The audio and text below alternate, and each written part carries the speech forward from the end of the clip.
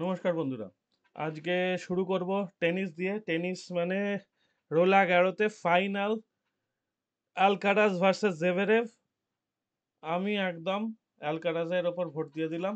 অ্যালকারাজ জিতবে। আমি তো খেলা দেখার চেষ্টা করব, যদি খেলা দেখতে পাই তাহলে তো এদিক ওদিক যেটা বেশি হবে সেটা টাকা লাগানো যেতে পারে, কিন্তু যদি খেলা না দেখতে পাই আমি টাকা অ্যালকারাজের ওপর লাগিয়ে রেখে দেবো।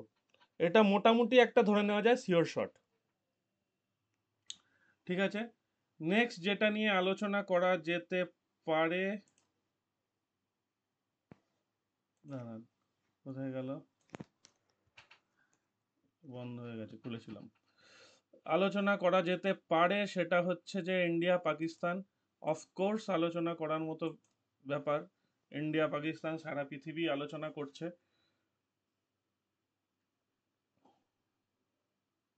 নেটটা আজকে একটু গন্ডগোল করছে, বুঝলেন। যাই হোক, নেট গন্ডগোল করুক, ক্ষতি নেই, শুধু ইন্ডিয়া পাকিস্তান ম্যাচে যেন বৃষ্টি না হয়, এটাই সবাইকার ইচ্ছা। খেলাটা পুরো হোক, পুরো খেলা হলে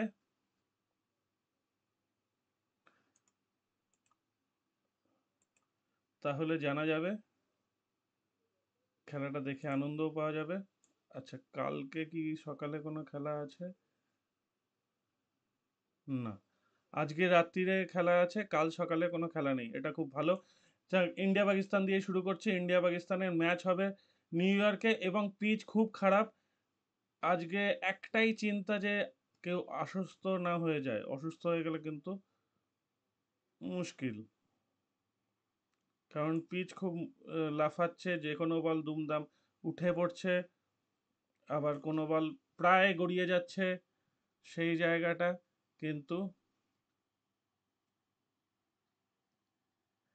একটা মুশকিলের জায়গা হতে পারে পিচটা। দাঁড়ান দাঁড়ান, কেন স্ক্রল হচ্ছে না? আচ্ছা, পিচ রিপোর্টটা দেখি।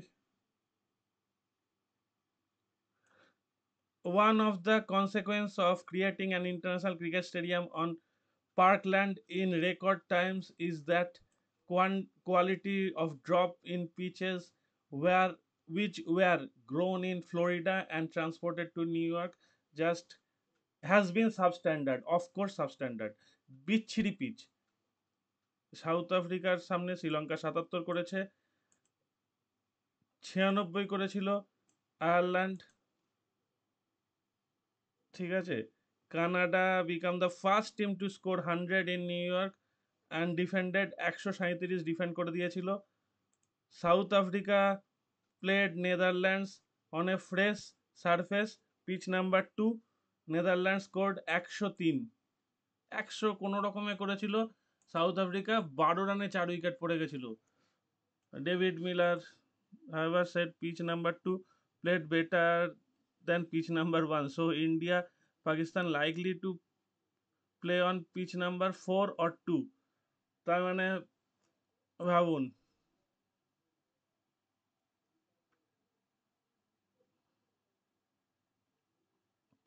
পিচ নাম্বার 1-এ ৭৭ হাইয়েস্ট, পিচ নাম্বার 4-এ ইন্ডিয়া আয়ারল্যান্ডকে 96 অল আউট করেছিল, ইন্ডিয়া জিতেছে। পিচ নাম্বার 2-তে গতকাল খেলা হয়েছিল, ১০৩ করেছিল নেদারল্যান্ড, হয়ে গেছে। তাহলে আজকে বীভৎস খারাপ একটা অবস্থা হতে চলেছে। তো যদি ইন্ডিয়া জিতে যায় এই ম্যাচটা, আশা করব ইন্ডিয়া জিতবে, তাহলে কিন্তু ইন্ডিয়া মোটামুটি ধরে নেওয়া যাচ্ছে কোয়ালিফাই করে গেল। আর যে করবে করবে, না করবে পরে দেখা যাবে। সেমিফাইনালে ইন্ডিয়া কোয়ালিফাই করে গেলেই হলো। পরে বাকি যারা উঠতে পারলো কি পারলো না সেটা তো আমরা হিসাব পরে করে নেব। আজম খানকে নিয়ে কী সব বলছে ওসব আমাদের জানার দরকার নেই, যা ইচ্ছা হোক গিয়ে। আজকে শুধু ইন্ডিয়াকে এই পিচে সারভাইভ করে জিততে হবে, ব্যাস। আর কিছু বলার দরকার নেই, ভাবারও দরকার নেই। তবে রান খুব একটা হবে না, লো স্কোরিং ম্যাচ হবে, এটাই ধরে নেওয়া হচ্ছে। আর পাকিস্তানের বোলিং অ্যাটাক কিন্তু মারাত্মক, ওইটাকে সামলাতে হবে। ইন্ডিয়ার বোলিং অ্যাটাকও খারাপ না, বুমরা, আর্শদীপ, সিরাজ দারুণ বল করছে, হার্দিক পান্ডিয়াও ভালো বল করছে। দেখা যাক কি করা যায়। আর নেক্সট ম্যাচ হবে ওমান স্কটল্যান্ড। ওমান স্কটল্যান্ডের খেলাটা ভালো খেলা হবে, কারণ খেলা হবে নর্থ সাউন্ডে। পিচ মোটামুটি ভালো আশা করা যাচ্ছে, দেখি পিচের রিপোর্ট কি আছে। The curve and rolls on North Sound as Sir Vivian Regia Stadium hosts its first game of the T20 World Cup. There was a good grass cover on the pitch 2 days out from the game, but much of it has been saved off. The batter can hope for happy time.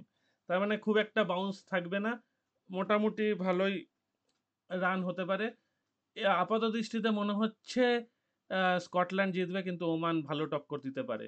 এই ম্যাচটা যদি Scotland জিতে যায়, তাহলে কিন্তু ইংল্যান্ডের কপালে দুঃখটা আরও বাড়বে, কারণ স্কটল্যান্ড এই ম্যাচটা জিতলে 5 পয়েন্ট হয়ে যাবে।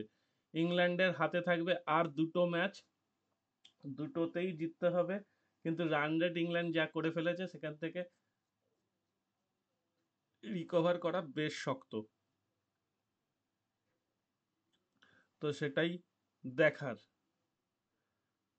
কি হয় না হয়। ঠিক আছে, মোটামুটি আজকের প্রেডিকশান বলে দিলাম, ক্রিকেট ফুটবল সব নিয়ে, ক্রিকেট আর টেনিস নিয়ে। আর কিছু বলার নেই, এখানেই রাখছি।